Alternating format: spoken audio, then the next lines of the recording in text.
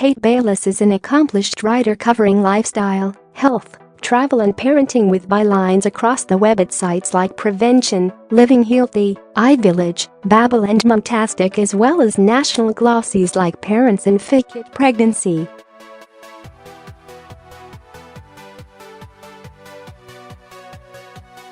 If you've been following the news over the past year, you know that the wellness world's golden child is your gut.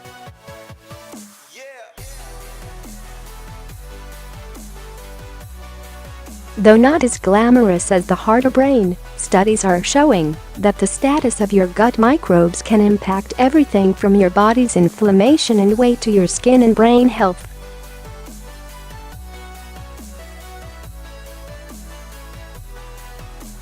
And now we can add one more important aspect, that your gut can influence your state of mind.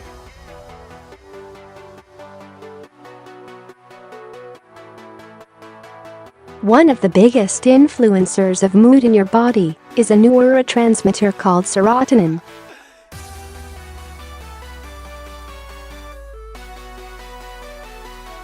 Serotonin is sometimes referred to as the feel-good hormone because of its ability to impact mood, anxiety and happiness, among other functions.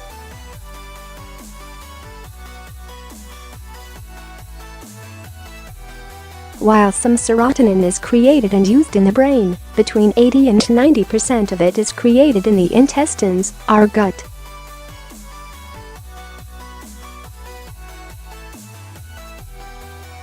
There is recent evidence that the gut bacteria can even coax the intestines to produce more serotonin, says Erica Sonnenburg, Ph.D.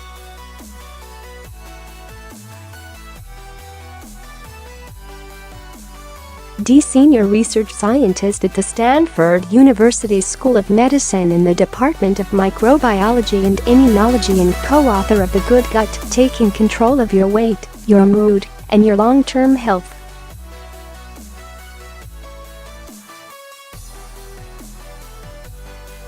How your happy hormones go from gut to brain, located in the tissues that line the esophagus, stomach and small and large intestines, is a network of neurons, neurotransmitters and proteins that send and receive impulses, record experiences and respond to emotion.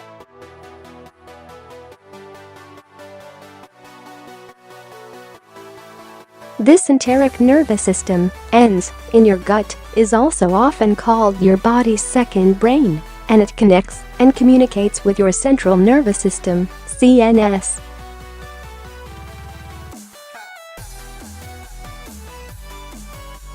Scientists have known that the brain can send signals to the gut, which is exactly why things like stress can lead to gut issues like stomach pain, constipation and diarrhea. We've all been there.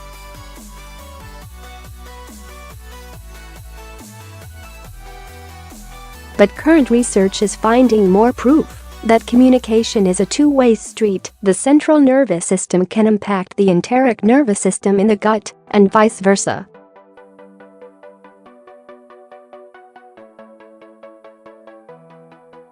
So, in short, irritation and imbalance in the gastrointestinal system can send messages to the central nervous system, causing mood changes.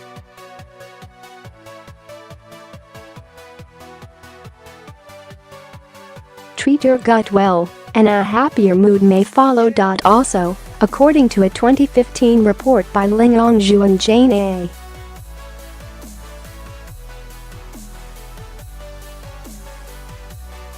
Foster, various studies in which participants took a course of probiotics showed brain activity in the emotional centers of the brain, a reduction in the levels of the stress hormone cortisol and improved mood.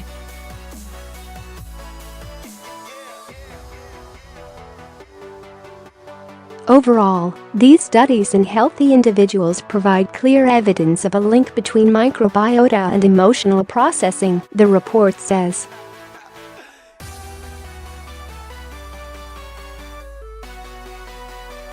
How do you know if your gut balance is out of whack?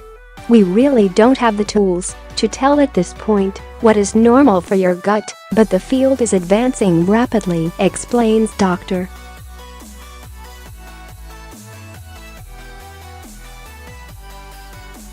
Kirsten Tillisch, an associate professor of medicine in the Digestive Diseases Division at UCLA's David Geffen School of Medicine.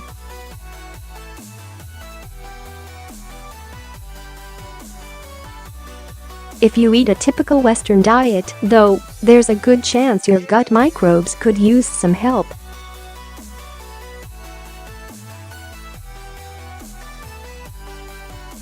So how can you build a strong gut and maybe improve your mood in the process? While probiotic pills get a lot of praise for improving gut health, you don't need to rely on a supplement, says Tillisch.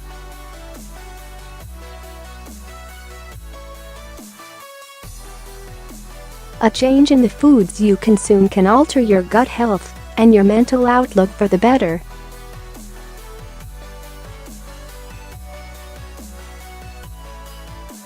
The state of our microbiota is a product of many factors, but we know that one of the major levers that controls this community is diet, Sonnenburg explains.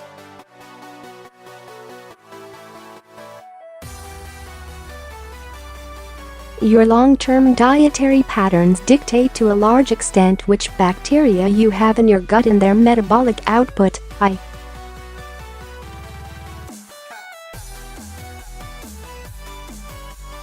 what molecules they are manufacturing in your body. While supplements might be a quick fix for some, you can make your diet more gut-friendly by making some simple adjustments.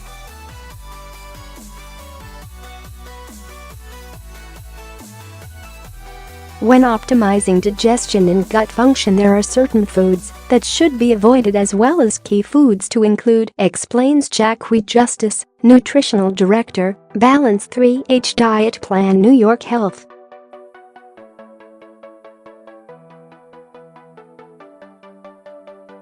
Experts all agree we need to be eating more fiber, 25 to 37 grams a day, according to the FDA.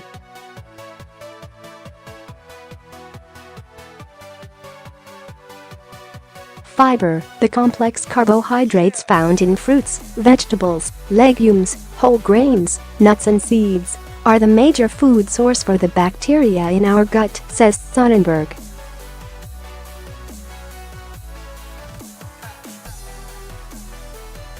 When your gut doesn't get this fuel from your diet, it starts to eat your gut lining, leading to intestinal issues and the permeability of the gut wall.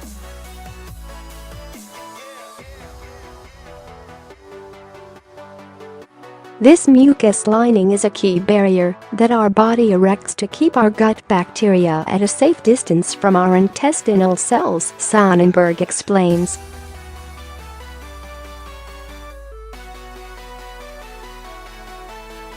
If that barrier breaks down, it could set off alarm bells within our immune system, resulting in chronic inflammation.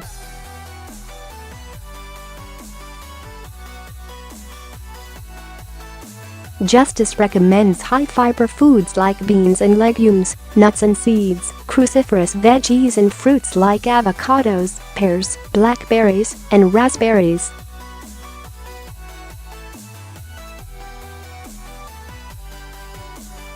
Blackberries and raspberries are a good source of fiber. Notice your local grocery store stocking more kombucha and sauerkraut. There's a reason these fermented foods are gaining in popularity.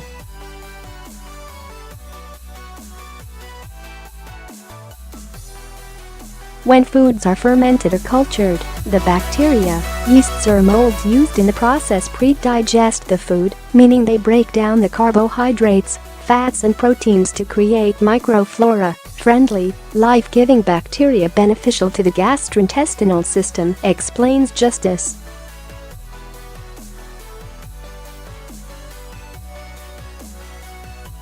While most people are familiar with fermented dairy products like yogurt, there is growing interest in other fermented foods like kimchi, sauerkraut, kefir, kombucha, miso and natto.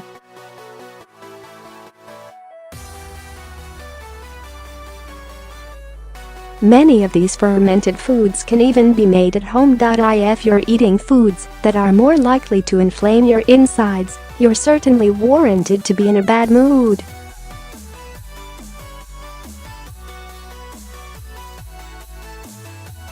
What you should avoid may differ from person to person. People need to be their own experimentalists, says Sonnenburg.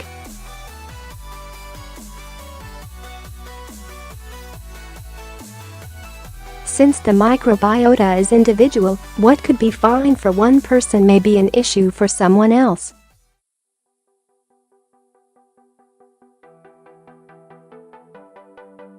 While you figure out which gut busters to avoid, try adding in more anti-inflammatory foods like fish, green tea, flaxseed, garlic and walnuts, and spices like cinnamon and ginger. Justice recommends